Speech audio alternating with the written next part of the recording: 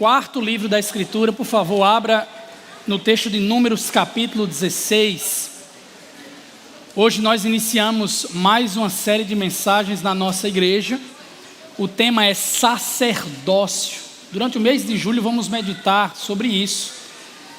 Tenho certeza que será muito bom para cada um de nós, especialmente porque pensamos na igreja local quando decidimos por escolher essa temática, ok? Sacerdócio, Números capítulo 16. O texto é longo, meus irmãos. Eu quero ler com vocês apenas o versículo de número 3 por hora. Já peço a sua paciência. É possível que o sermão de hoje seja um pouco mais prolongado. Números capítulo 16, versículo 3. Assim diz a palavra de Deus. Eles se ajuntaram contra Moisés e Arão e lhes disseram: basta, a assembleia toda é santa, cada um deles é santo, e o Senhor está no meio deles. Então, por que vocês se colocam acima da assembleia do Senhor? Ó Deus, estamos diante da Tua palavra, com temor e tremor. Ela é a verdade revelada do Senhor. Nós precisamos ouvir a Tua voz, precisamos de orientação para a nossa vida, pelo que rogamos em nome de Jesus, que o Senhor nos alcance hoje, que o Senhor nos faça abrir os olhos do coração para enxergar a Tua graça, ó Deus, a Tua verdade. Te pedimos isso conscientes de que é do Teu interesse revelar o Teu próprio nome e nos levar à Tua adoração. Faz isso em nome do Senhor Jesus. Amém. Queridos, eu lembro que fiquei muito desesperado nas primeiras aulas que tive quando entrei no seminário teológico. Eu simplesmente não estava pronto, tinha apenas 11 meses de convertido e tudo para mim era novidade. Eu até estava com muita sede, mas daquela água estava difícil de beber. Coisas novas, profundas, informações inéditas que eu nunca tinha ouvido falar. Tive que me esforçar sobremaneira para pelo menos chegar no nível dos meus colegas. E quando finalmente pensei que estava apto, chegou o segundo ano de estudos. E novamente, com ele, o desespero.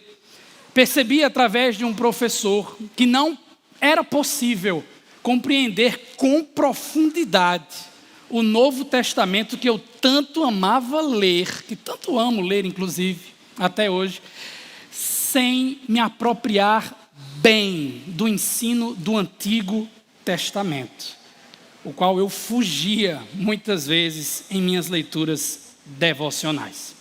Entrei em pânico, fiquei desesperado de novo. Tive que investir em comentários bíblicos, em livros temáticos, na língua hebraica, porque me vi vítima, como também réu, curiosamente, de não valorizar como deveria a revelação de Deus no Antigo Testamento. Hoje eu entendo que todo assunto, que toda doutrina, que toda história encontra as suas raízes no Antigo Testamento. Irmãos, existem assuntos não compreendidos que têm suas raízes no Antigo Testamento que fazem total diferença na apreciação do ser de Deus e até da nossa própria identidade. Assuntos que são determinantes, imprescindíveis para a gente saber quem Deus é e quem nós somos também. Um deles é o tal do sacerdócio, coisa que nós pouco ouvimos falar, mas que tem a ver com quem nós somos, com a nossa identidade, com a nossa missão, bem como com o ser de Deus. Tenho para mim que sem o conhecimento disso, o desespero pode nos aguardar também. Agora, me parece que a Bíblia fala sobre 2 tipos de sacerdócios. O primeiro sendo aquele tipo individual, aquele singular, aquele homem que faz o trabalho religioso como a sua vocação.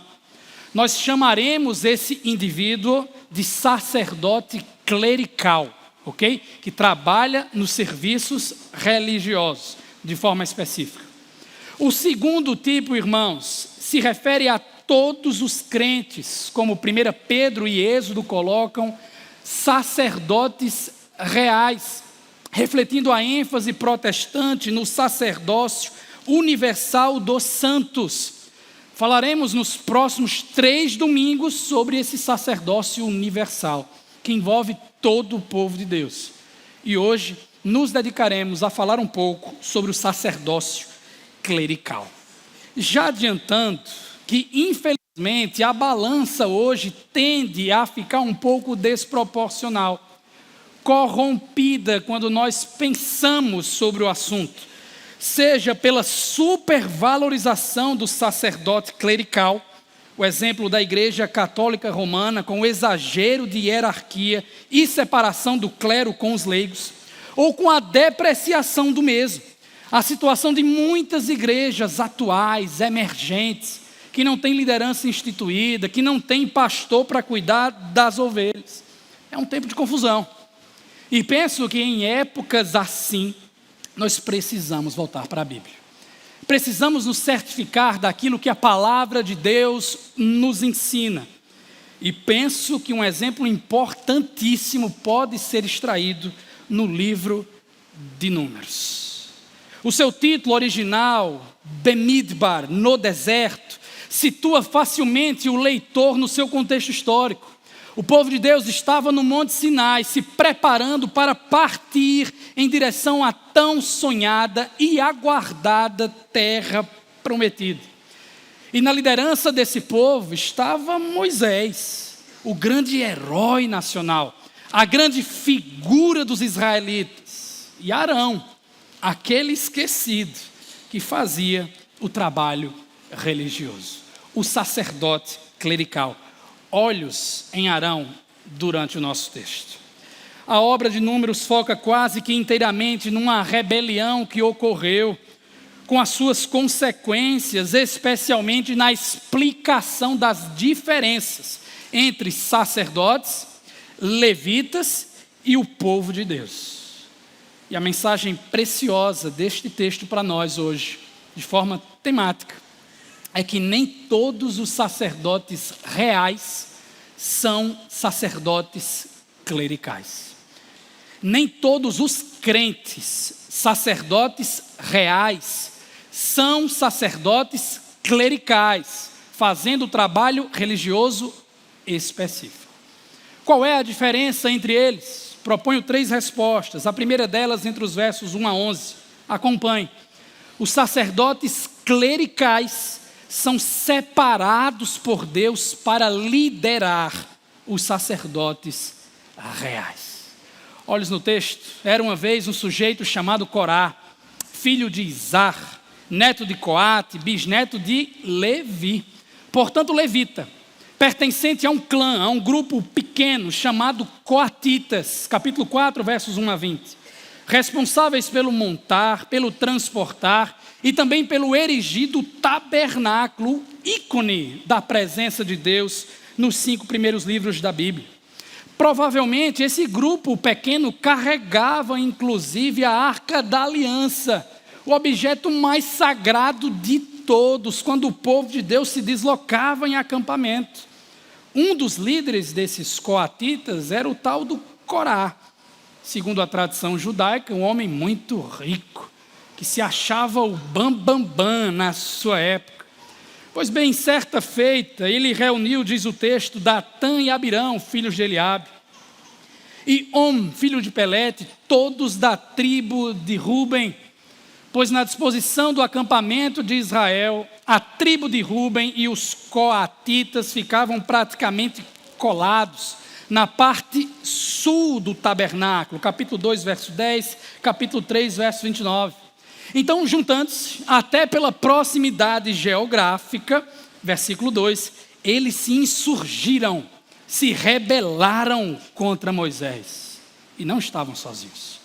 com eles 250 israelitas, líderes bem conhecidos na comunidade e que haviam sido nomeados membros do concílio, uma turma considerável, que exercia alguma influência nessas duas tribos, Levi e Rúben. Mas qual foi a questão mesmo? Por que estavam se rebelando? Verso 3. Eles se ajuntaram contra Moisés e Arão e lhes disseram: basta, a assembleia toda é santa, cada um deles é santo, o Senhor está no meio deles. Então por que vocês, Arão e Moisés, se colocam acima da assembleia do Senhor? Novamente, Moisés era o grande profeta, líder, conhecido por todos. Arão, o seu irmão, havia sido ordenado como sacerdote, Levítico capítulo 8, tendo que usar vestes parecidas com as dos reis, tanto com peitoral, colete, manto, túnica, turbante, cinturão, Êxodo 39, com os melhores materiais, linho finíssimo, cercado de pedras preciosas que brilhavam, ouro, ônix, de modo que, ao olhar para alguém assim, com grande pompa, à distância, qualquer israelita no acampamento identificaria de forma instantânea: olha ali passando o sacerdote Arão. Eram duas, Moisés e Arão, figuras elevadíssimas em honra na sociedade do antigo Israel, considerados corretamente os santos. Deixe-me explicar. Santidade não diz respeito apenas à moral, isto é, à piedade. Santidade também, queridos, diz respeito ao desempenho de tarefas específicas que o Senhor escolheu. Porque Deus santifica ou separa algumas pessoas para funções específicas. Não foi assim com Moisés em Êxodo capítulo 3, diante da sarça ardente? Não foi assim, especialmente com Arão, quando ele foi designado sacerdote, Êxodo capítulo 28. Eles eram homens santos, nesse sentido de separados para funções específicas. O grupo que se rebelava, no entanto, estava defendendo que os dois haviam se autoexaltado acima do povo de Deus, acima da Assembleia do Senhor. O que se constitui um erro crasso, porque Moisés não se elevou, não. Não foi da escolha de Arão simplesmente se exaltar, foi Deus, diz o texto, que os elevou. Então, quando vociferaram que todos são santos, imaginavam o seguinte: nós não precisamos mais deles dois. Não é mais necessário uma mediação. Todos nós podemos fazer o trabalho religioso. Não precisamos de sacerdotes. E sacerdotes são aqueles que estão representando duas partes, Deus e o povo, no meio deles. Algo que pouco tempo depois os israelitas implorariam, curiosamente, capítulo 17, verso 13. Mas quando ouviu isso, versos 4 a 7, acompanham, Moisés, prostrou-se, caiu com o rosto em terra, talvez orando por paciência, ou por sabedoria do alto para lidar com essa questão. E aí, recebendo o insight divino, ele depois, diz o texto, disse a Corá e a todos os seus seguidores: pela manhã o Senhor mostrará a quem lhe pertence e fará aproximar-se dele aquele que é santo, separado para a função específica de sacerdote, o homem a quem ele escolher, a quem ele eleve. Você, Corá, e todos os seus seguidores deverão fazer o seguinte: peguem incensários e amanhã coloquem neles fogo e incenso perante o Senhor. Quem o Senhor escolher será o homem consagrado, separado, santo. Basta, levitas. Você percebeu que um teste foi proposto aqui? Esses levitas coatitas deveriam pegar incensários, que eram como pequenas panelas com um cabo longo para que pudessem ser segurados. Dentro dessas panelas, desses incensários, se punha carvão em brasa. E cada um desses incensários servia como uma espécie de altar móvel. Você podia carregar, levar para tudo quanto é canto. E, inclusive, poderiam oferecer sacrifício em qualquer lugar, porque o incenso era queimado dentro dessas panelas, dentro dos incensários, purificando o ambiente e assim sinalizando que Yahvé estava presente. Só que tem um detalhezinho, irmãos, e aqui Moisés sabia muito bem disso. O manuseio desse objeto era algo privativo dos sacerdotes, representando um perigo enorme para quem tocasse nesses incensários de modo errado, não autorizado por Deus. O leitor atento da Bíblia está se lembrando aqui de Nadab e Abiú, 2 filhos de Arão. Levítico capítulo 10, sacerdotes inclusive, que foram fulminados, porque se utilizaram dos incensários erroneamente, sem autorização, produzindo o que a Bíblia chama de fogo estranho, um culto que Deus não aceita. É como se Moisés, então, com esses rebeldes aqui, os colocasse à prova. Vocês querem trilhar esse caminho? Vocês querem ir por aqui mesmo? O servo de Deus sabia muito bem das intenções por trás dessa rebeldia. Como ele sabia, os rubenitas e os levitas queriam mais poder. Os rubenitas queriam mais prestígio político, porque eram rubenitas, e Rubem fora o primogênito de Jacó, o primeiro dentre seus irmãos. Os levitas queriam mais prestígio religioso, queriam se envolver mais nas tarefas do culto. É por isso que, confrontando a primeira parte, versos 8 a 10, Moisés disse também a Corá, e no nome do líder, se referindo a todos os seguidores: agora ouçam-me, levitas, não lhes é suficiente que o Deus de Israel os tenha separado do restante da comunidade de Israel e os trazido para perto de si, a fim de realizarem o trabalho no tabernáculo do Senhor e para estarem preparados para servir a comunidade. Corá, ele trouxe você e todos os seus irmãos levitas para junto dele, e agora vocês querem também o sacerdócio. Perceba, os levitas já haviam sido separados da comunidade de Israel, já haviam sido santificados para desempenhar seu trabalho religioso. Se isso existe, já tinham posição elevada de destaque no culto ao Senhor, eram responsáveis por coisas importantíssimas.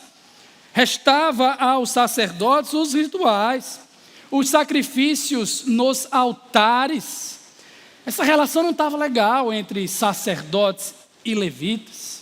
Algo complicado, porque no capítulo 18, verso 6, os levitas são colocados ali diante do povo como presentes de Deus para os sacerdotes, para que houvesse auxílio no culto ao Senhor, do mesmo modo que os diáconos são presentes de Deus para os presbíteros, no auxílio do culto ao Senhor. A relação não estava boa, porque aquela turma rebelde queria mais poder, estava cega, dominada pela cobiça, a tal ponto de se revoltar, de se insubmeter ao que o próprio Deus instituiu. Versículo 11. E aqui eu leio da parte final para a parte inicial. Quem é Arão para que vocês se queixem contra ele? É contra o Senhor que você e todos os seus seguidores se ajuntaram. Pois quando o sacerdote de Deus é rejeitado sem motivo justo para tanto, é o próprio Deus quem está sendo rejeitado. O honra teu pai e tua mãe, lá da lei, Êxodo 20, 12, significa honra teus líderes, o que inclui o sacerdote ordenado por Deus. Por isso, nem todos os sacerdotes reais são sacerdotes clericais. Estes foram separados por Deus para liderar aqueles. Segundo lugar, versos 12 a 35. Qual é a diferença entre os sacerdotes clericais e os sacerdotes reais? Eu digo que os sacerdotes clericais são separados por Deus para conduzir a adoração dos sacerdotes reais. Os clérigos, por assim dizer, são santificados, separados por Deus, para conduzir o culto, liderar o culto de todos os crentes. Tendo falado com Corá, perceba, e seus seguidores, chegou a vez agora de tratar com o outro bando, a turma dos Rubenitas. O texto diz que Moisés mandou chamar Datã e Abirão, filhos de Eliabe, mas eles disseram: nós não iremos, não lhe basta nos ter tirado de uma terra onde há leite e mel com fartura, para nos matar no deserto, e ainda quer se fazer chefe sobre nós, Rubenitas? Além disso, você não nos levou a uma terra onde há leite e mel com fartura. Você não nos deu uma herança de campos e vinhas. Você pensa que pode cegar os olhos destes homens aqui da tribo? Nós não iremos. Essa turma aqui estava com raiva. Estavam todos brabos. Porque aparentemente lá no Egito as coisas eram muito melhor. Eles dizem que o Egito era a terra onde há leite e mel com fartura. Estão chateados porque Moisés os tirou do Egito. Reclamação recorrente no livro de Números. Moisés tinha inclusive já mencionado essa tal de Canaã, uma nova terra, com fartura de mel também, fartura de leite. Mas cadê esse lugar, hein? Os israelitas já estavam àquela altura há pelo menos 2 ou 3 anos acampados depois do êxodo e nada acontecia. Ainda assim, Moisés estava dependendo de Deus. Era no tempo de Deus. O coração do povo precisava ser tratado. Então, verso de número 15, nós lemos que Moisés se indignou e disse ao Senhor em prece: não aceites a oferta deles. Não tomei deles nem sequer um jumento, nem prejudiquei a nenhum deles. Foi a vez de Moisés se irar diante daquela injustiça que estava ouvindo. O Salmo de número 106, verso 16, revela que Datã e Abirão estavam com inveja. E eram covardes, como pontua um comentarista. Eles sabiam muito bem da ilegitimidade da reivindicação de Corá, mas ainda decidiram apoiá-lo à distância para não arriscar as suas vidas. Talvez se lembraram de Nadab e Abiú. Sabe aquele amigo que te apoia, que te motiva a fazer as coisas erradas, mas fica longe? Vai fulano, vai, eu estou olhando, eu te apoio. Datã e Abirão.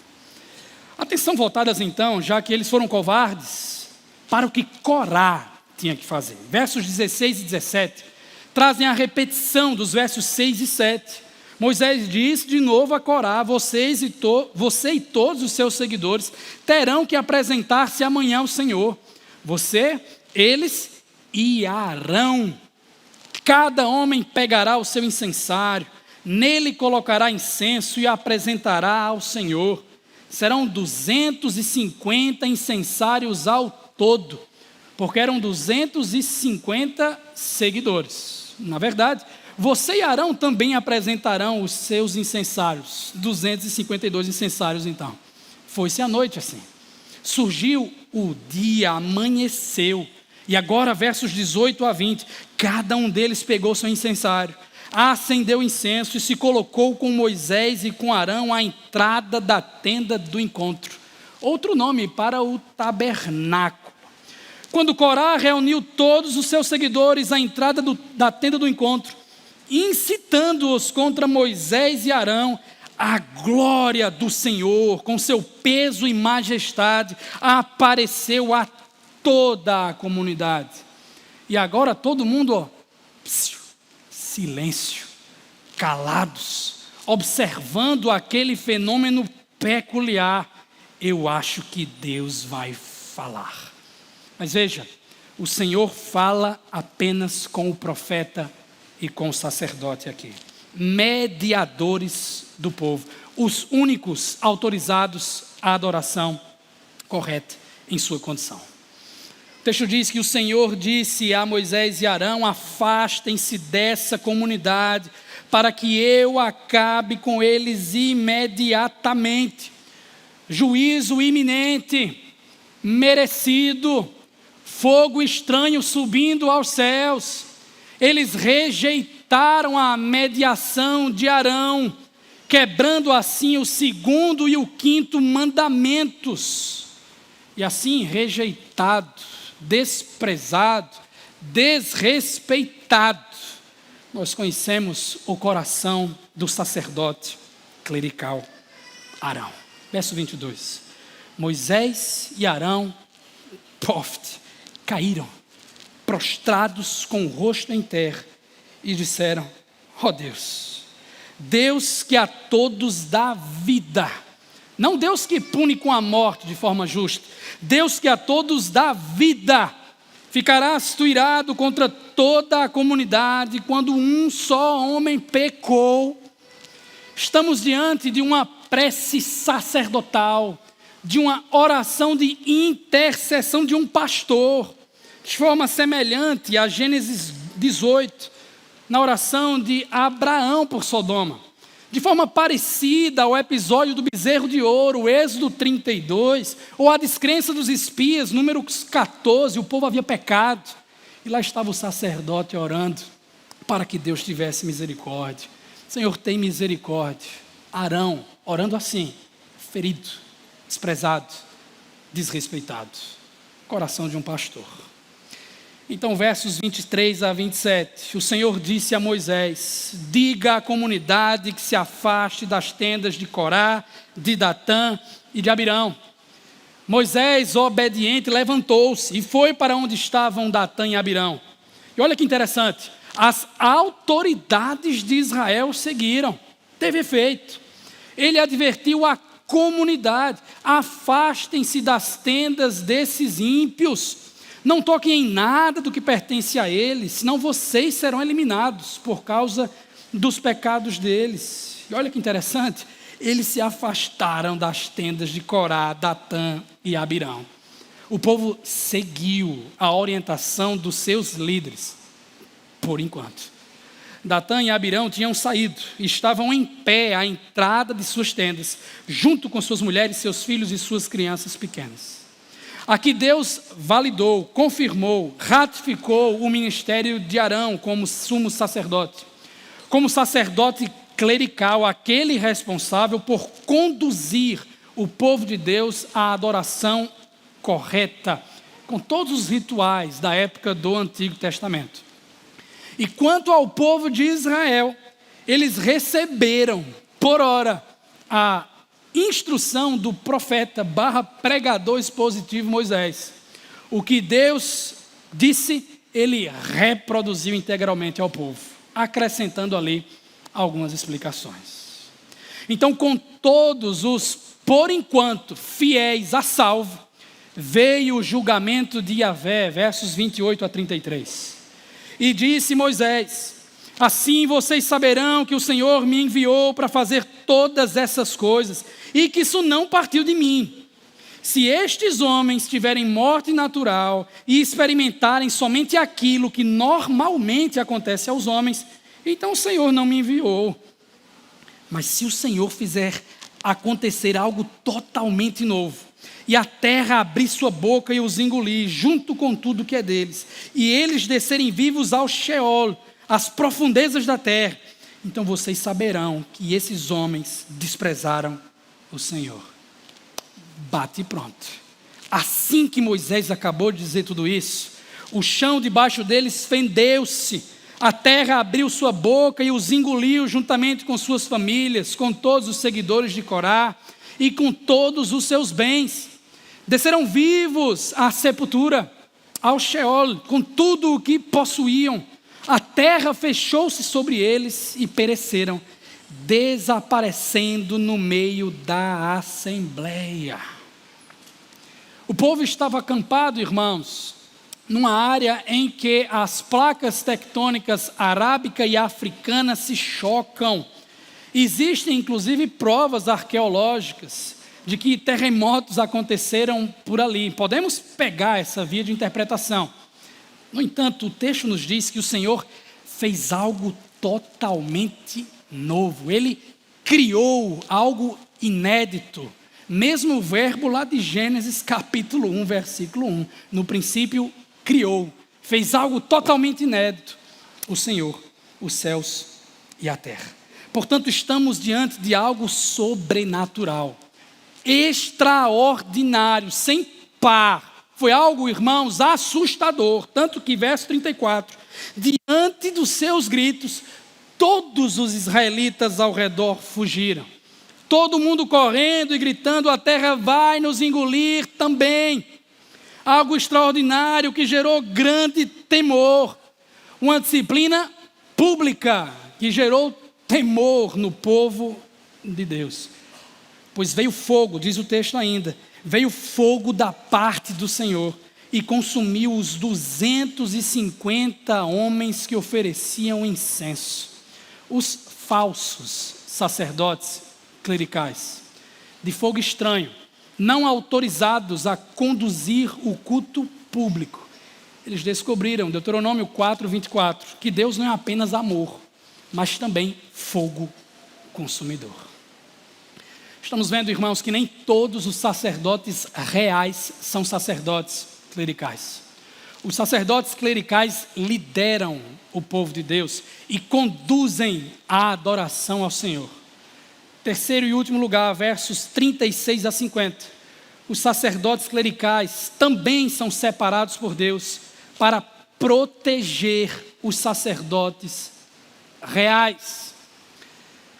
O que foi que aconteceu depois dessa revolta de Corá, de Datã e de Abirão? Bem, o acampamento ficou uma bagunça. Tinha um monte de corpos espalhados, 250 incensários que precisavam ser recolhidos. O problema é que os sacerdotes haviam recebido instrução, Levítico 21, de ficar longe de gente morta, porque assim poderiam se contaminar com a sua atividade, e era impossível. Mas veja, era uma circunstância peculiar, alguém tinha que resolver esse problema aqui. É por isso que nos versos 36 a 40, o Senhor disse a Moisés: diga a Eleazar, filho do sacerdote Arão, um que sobreviveu. Seria sumo sacerdote quando Arão morresse, por ora ainda era estagiário. Diga a ele, a Eleazar, que faça o trabalho sujo, que apanhe os incensários dentre os restos fumegantes e espalhe as brasas, porque os incensários são santos, separados como objeto exclusivo para uso sacerdotal. Os incensários dos homens que pelo seu pecado perderam a vida serão batidos em forma de lâminas e servirão de revestimento do altar, pois foram apresentados ao Senhor e se tornaram sagrados. Que sejam um sinal para os israelitas. Novamente, com obediência. Temos o exemplo do sacerdote Eleazar juntando os incensários de bronze que tinham sido apresentados pelos que foram consumidos pelo fogo. Os incensários foram batidos e serviram de revestimento do altar, como o Senhor tinha dito por meio de Moisés. Isso foi feito como memorial para os israelitas, a fim de que ninguém que não fosse descendente de Arão, isto é, sacerdote autorizado, queimasse incenso perante o Senhor. Ninguém que não fosse sacerdote clerical conduzisse a adoração a Deus, para não sofrer o que Corá e seus seguidores sofreram. Um texto autoexplicativo.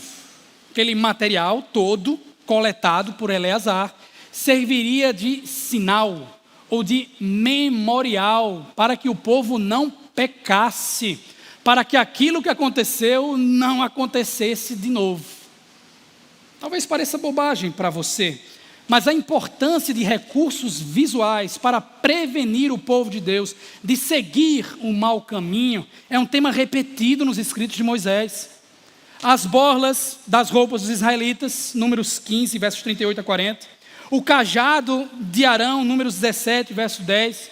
O famoso Shema, a oração dos israelitas, precisava ser amarrado nos braços, preso na testa, escrito nos batentes, nos portões das casas, Deuteronômio capítulo 6, e principalmente os dizeres santidade ao Senhor, que constavam no turbante do sacerdote Arão, Êxodo 28, verso 36.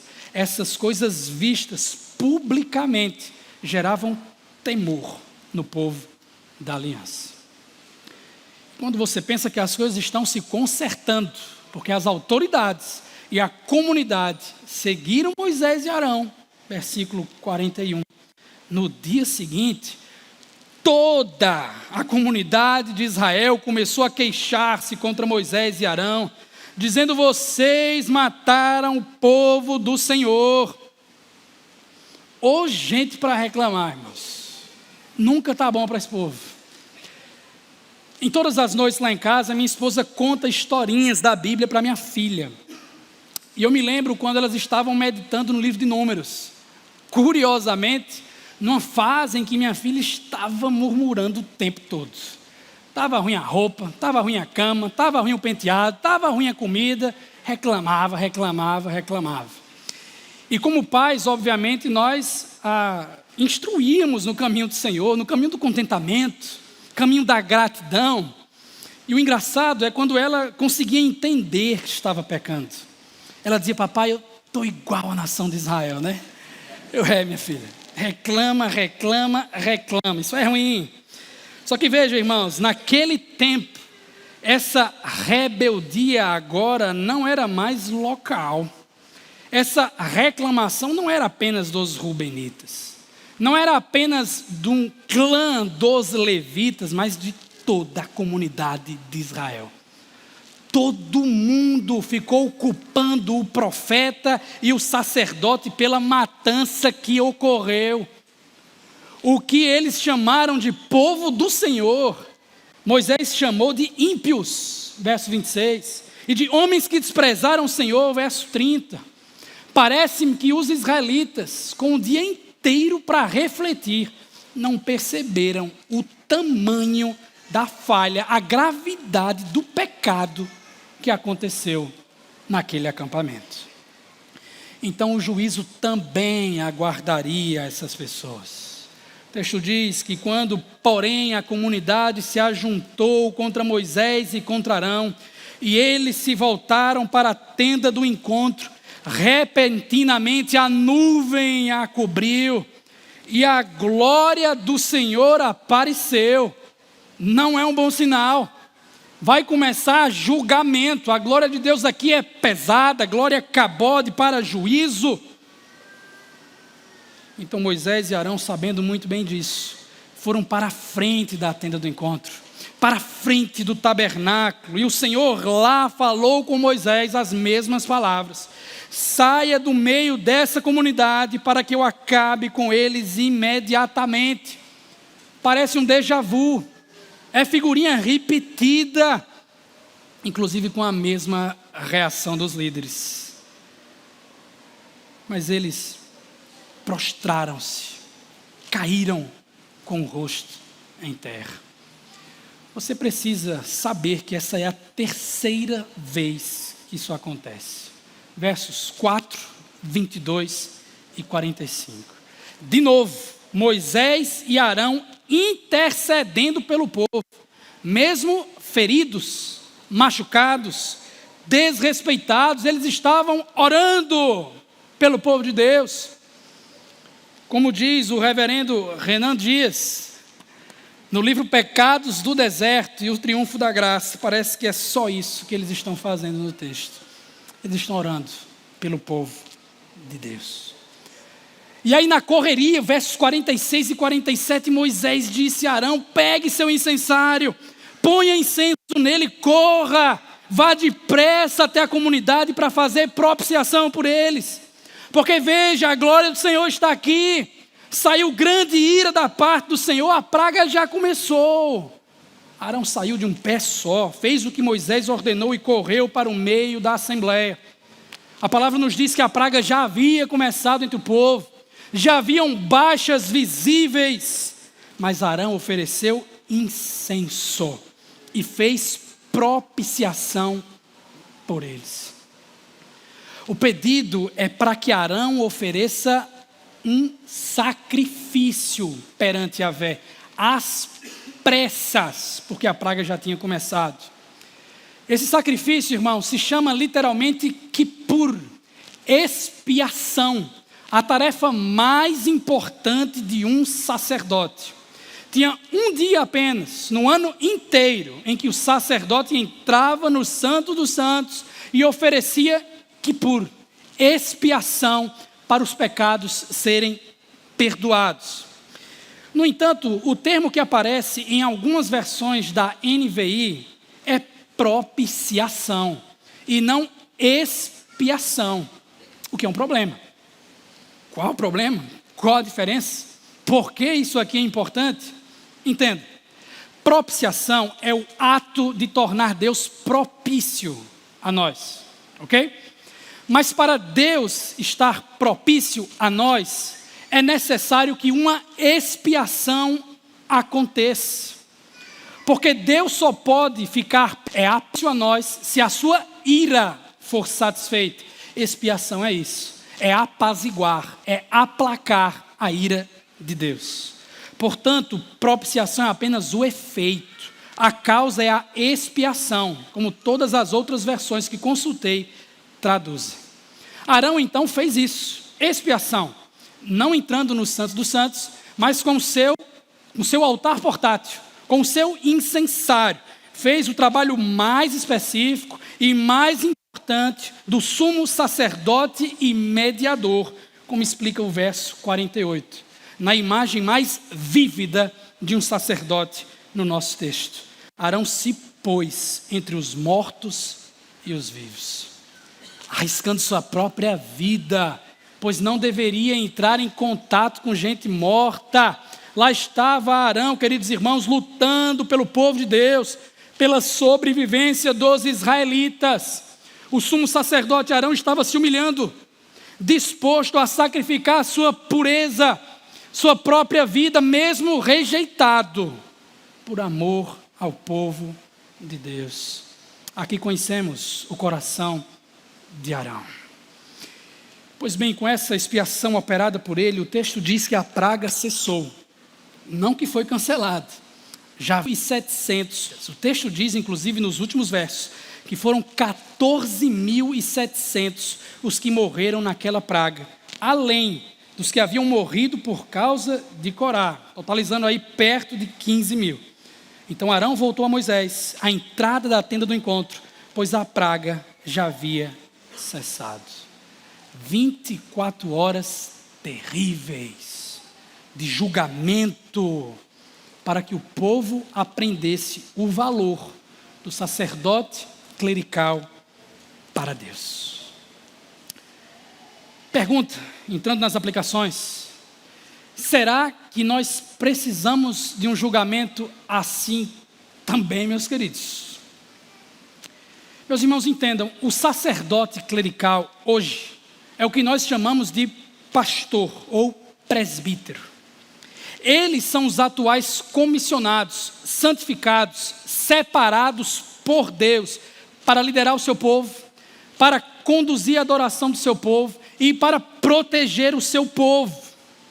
O ofício pastoral, então, substitui em função o antigo sacerdócio. Somos nós, pastores, que temos a responsabilidade de ensinar a vontade de Deus aos irmãos. Somos nós, pastores, que temos que zelar pela santidade moral do povo, disciplina. Somos nós que intercedemos pelos crentes, cuidado pastoral. Somos nós que guiamos o culto público, liturgia. E é um ofício belíssimo, Deus separa homens para isso ainda. Agora, é possível que alguns pastores ou presbíteros fiquem encantados com o status, se colocando acima em dignidade, não em função da assembleia ou da igreja do Senhor. Não poucas vezes existem associações de pastores com escândalos, com abuso, frequentando a nossa poder. Talvez alguns dos irmãos aqui estejam frequentando a nossa igreja porque testemunhou isso na igreja passada. Esses agem, queridos, como falsos sacerdotes, produzindo fogo estranho diante de Deus, cegos pelo desejo de poder na política, na moral, nos benefícios, na influência. Porém, podemos concordar que não devemos julgar o bolo inteiro por causa de uma fatia. Existem pastores sérios, sacerdotes clericais sérios, separados por Deus, que devem ter temor diante de Deus, amor pela igreja, firmeza na verdade, não porque são os bambambam, mas porque Deus os ordenou e os capacitou para isso. Quem os santificou foi Deus. Não foi Moisés, não foi Arão, não foi pastor A, não foi pastor B. Deus separa os seus ministros.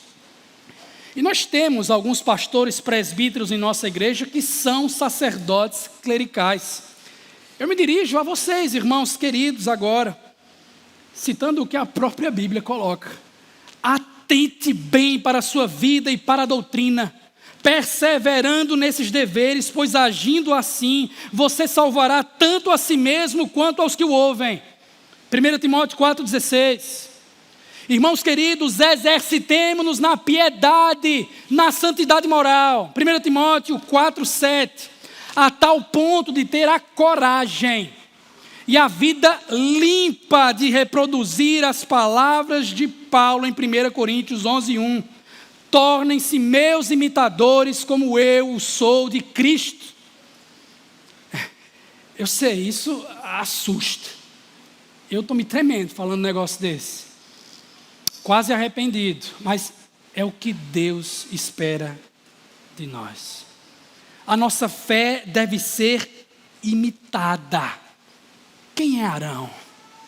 Quem é Lucas? Quem é presbítero Y, Z? Nós somos apenas reflexos borradíssimos da imagem do sumo sacerdote Jesus Cristo. Nós somos falhos, irmãos. Nós temos pecado. Nós lutamos contra as nossas iniquidades.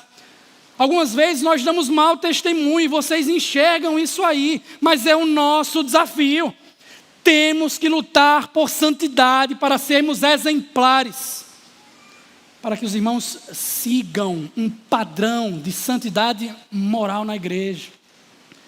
Porque queira ou não queira, quando vocês enxergam pastores, estão enxergando aquele turbante de Arão, santidade ao Senhor. Hoje o pastor não tem mais o primeiro e principal dever de expiar pecados. Isso acabou, porque o nosso sumo sacerdote, Jesus Cristo, já fez expiação perfeita, única, singular, eficaz, duradoura. Ele já cancelou nossos pecados. Ele já tornou Deus propício a nós. O pastor não faz mais isso. Hoje, o primeiro e principal trabalho, dever do sacerdote clerical, pastor, é pregar a palavra de Deus. É expor as Escrituras. Lhe é requerido, inclusive, que deixe de lado todas as atividades, todas as coisas da igreja, inclusive, embora lícitas, se essas coisas desviam ele da pregação da Bíblia. Só que tem um detalhe, irmão. Vocês precisam ouvir pregações transformadoras de pregadores transformados, de gente que está em chama, aplicando a mensagem ao próprio coração. John que prega para sua dano, acertou na mosca. Um homem só prega bem para os outros. O sermão que prega para a sua própria alma. Na verdade, ele não sabe se a comida que tem fornecido pode ser veneno, a menos que ele mesmo a tenha provado realmente. E aqui estamos falando de pastores de verdade, sacerdotes clericais autorizados por Deus, não de sacerdócios diferentes, como o que Corá queria. Hoje falam de pastores mirins, de crianças pregando de púlpito.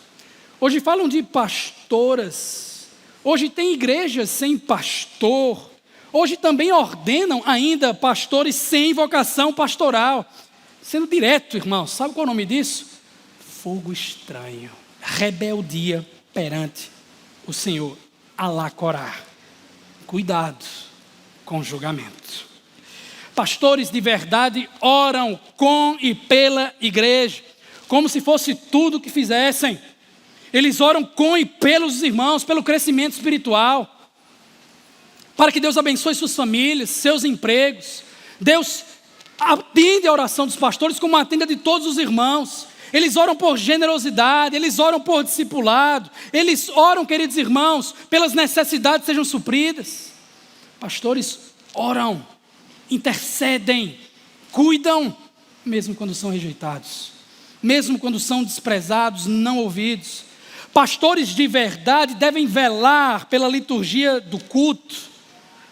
Sabe, as músicas que os irmãos cantam, as orações que são feitas, os textos que são escolhidos para leitura, o sacramento que será celebrado, tudo isso passa pela mão do sacerdote clerical, para que o culto seja agradável a Deus, conforme a prescrição da Escritura. Ok, pastor Lucas, mas tá bom de falar somente de si e da sua classe.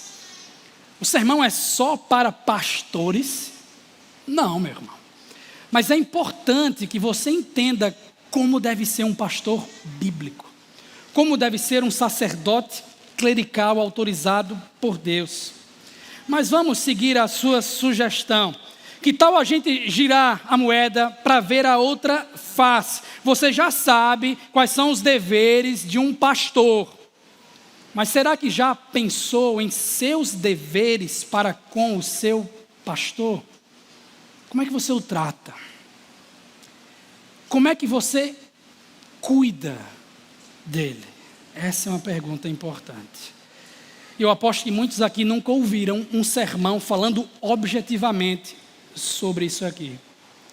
Embora com constrangimento, eu sinto que devo, como sacerdote clerical que sou, explorar um pouquinho a questão, para o bem da nossa igreja. E aqui já adianto, irmãos, não há nada pessoal, individualizado, nem mesmo específico da nossa igreja. É uma leitura geral do evangelicalismo brasileiro, ok? Escutem, número 1, tenham máxima estima pelos seus pastores. Não sou eu quem diz isso. Tenham consideração para os que se esforçam no trabalho entre vocês, que os lideram no Senhor e os aconselham. Tenham-nos na mais alta estima, com amor, por causa do trabalho deles. 1 Tessalonicenses 12:13. Como fazer isso na prática, então? Como ter o pastor em alta estima? Antes de tudo, irmão, tenha misericórdia do seu pastor. Tenha paciência com o sacerdote clerical. Eles são de carne e osso também. Eles vão falhar. Eles vão errar. Eles vão te desapontar. Eles precisam de ajuda. Eles precisam de amigos. Eles precisam de encorajamento também. Eles têm limites, como qualquer um dos irmãos. Pastores não são super-heróis que salvam casamentos. Eles vão ajudar, mas não têm o poder de cura para salvar um casamento, para curar uma doença, não. Pastores têm limitações, como também têm responsabilidades distintas. Inclusive, responsabilidades prioritárias, como cuidar da sua própria família. E quando é exigido que ele escolha entre a família e a igreja, Deus quer que ele escolha a sua família. E falando de família de pastor, pensei 10.000 vezes se eu iria falar algo sobre isso ou não. Mas pense numa raça que sofre, irmãos. Pense numa raça que sofre. Gente que é esquecida ou pressionada. Que ninguém se importa, que ninguém não enxerga, ou que ninguém exige demais para que seja perfeito, para que faça outras coisas, para que seja pastora. Cuidado com o fogo estranho. Deus não aceita isso aí. Pastor tem que ser respeitado mesmo se for jovem. Como Timóteo, ninguém o despreze pelo fato de ser jovem. 1 Timóteo 4,12. Tenham seus pastores na mais alta estima.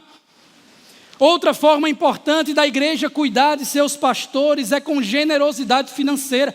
Ô assunto chato. E sobra para mim falar sobre isso, mas vamos falar. Talvez alguns aqui vão tapar o ouvido, porque já se decepcionaram muito com pastores por aí. Escândalos e mais escândalos, todas as semanas nós vemos nos sites de notícia. Muitos escândalos, muitos abusos, pessoas que roubam dinheiro, que fazem do Senhor alguma coisa, fazem algo desprezível diante do Senhor. E ninguém quer ouvir sobre isso. Mas novamente, eu estou falando de pastores sérios, sacerdotes clericais autorizados e aprovados por Deus. Vamos ler o que Deus acha sobre valorizar os pastores sérios? Os pastores presbíteros que lideram bem a igreja são dignos de duplos honorários, especialmente aqueles cujo trabalho é a pregação e o ensino. 1 Timóteo 5,17. O que está sendo instruído na palavra, partilhe todas as coisas boas com aquele que o instrui. Não se deixe enganar, de Deus não se zomba. Gálatas 6, versos 6 e 7. Vocês não sabem que aqueles que trabalham no templo alimentam-se das coisas do templo? E os que servem diante do altar participam do que é oferecido no altar? Da mesma forma, o Senhor ordenou aqueles que pregam o evangelho que vivam do evangelho. 1 Coríntios 9, 14. Nem sempre isso é possível. Claro, existem igrejas pequenas, existem circunstâncias peculiares, economia e tudo mais, mas entendam, irmãos, se está no poder da congregação oferecer o melhor para o seu pastor, eu acho que Deus espera que isso aconteça. Porque não é menos dever do ministro do que de outros homens sustentar sua própria família, ser valorizado no seu trabalho. Não é, queridos irmãos, menos direito também do ministro do que de outros homens poder desfrutar das coisas boas da vida. Ei, pastor pode descansar, irmão. Precisa ligar para ele o dia todo, não. Pastor, ele pode morar numa casa agradável. Pastor pode comprar roupa. Pastor pode viajar e ninguém vai se martirizar por isso aqui, não. O sacerdote clerical não precisa ser um franciscano com voto de pobreza. Não sei de onde surgiu isso.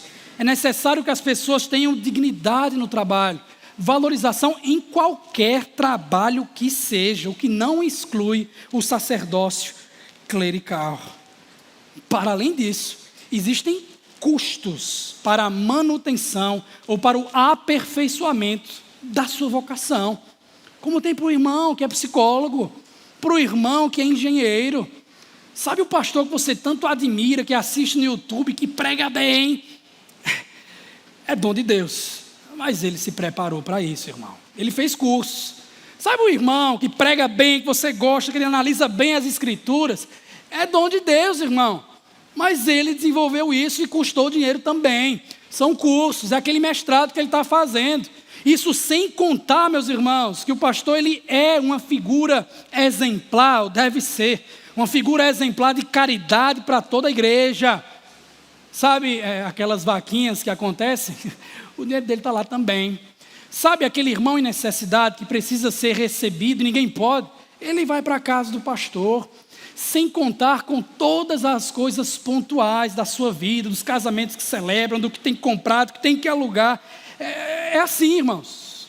Custa, como custa qualquer coisa que nós fazemos em nossas vocações. Não somos diferentes dos irmãos. É por isso que eu digo que pastores precisam de cuidado. E, por favor, esse cuidado é muito maior do que apenas ofertar um salário digno. Existem igrejas que acham que são empresas. Vamos pagar X para fulano, deixa ele trabalhar, vamos descansar. Esse é o clérigo mesmo, ninguém trabalha, só ele faz o trabalho. Isso é um problema, irmãos, isso aqui não é uma empresa, isso aqui é a igreja do Senhor. Todos nós somos chamados ao discipulado, todos nós somos chamados ao aconselhamento, todos nós somos chamados ao pastoreio mútuo. Não é um trabalho de uma mão, todos devemos nos esforçar pelo Senhor. Por isso, cuidem dos seus pastores. Já experimentou orar com e por ele? Já parou um dia, quem sabe hoje, depois do culto, perguntar como ele está? Pastor, como é que você está? Não pastor fulano, mas fulano, o pastor. Fui surpreendido por uma pergunta dessa semana passada no gabinete e não soube nem como responder o irmão. Pastor, como é que você está? Eu disse, rapaz, estou bem, aqui, estou preparando o sermão. Não, pastor, como é que você está? Tudo bem, irmão, a gente está correndo aqui para a liturgia ficar pronta. Não, pastor, Lucas, como é que você está? Eu não soube nem responder o irmão. Mas entendam, gente, nós também temos medo. Nós também temos problemas. A gente também briga com a esposa.